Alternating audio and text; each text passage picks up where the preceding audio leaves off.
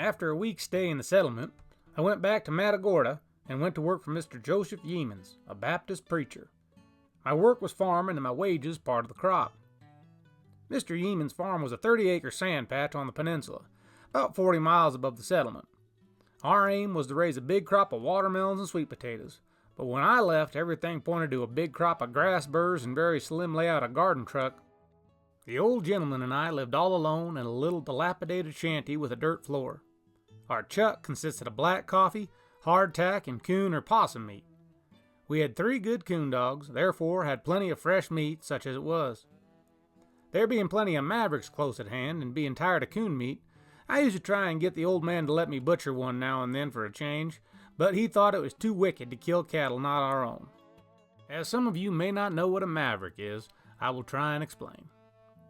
In early days, a man by the name of Mavericks settled on the Lavaca River and started a cow ranch.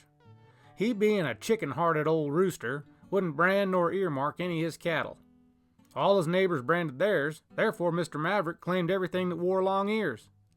When the war broke out, Mr. Maverick had to bid adieu to his wife and babies and go far away to fight for his country's good. When the cruel war was ended, he went home and found his cattle roaming over 1,000 hills. Everywhere he went, he could see thousands upon thousands of his long-eared cattle. But when his neighbors and all the men in the surrounding country came home and went to branding their 5-year increase, Mr. Maverick did not feel so rich.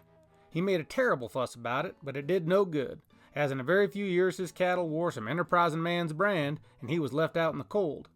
Hence the term Maverick. As first people used to say, "Yonder goes one of Mr. Maverick animals." Now they say, "Yonder goes a Maverick."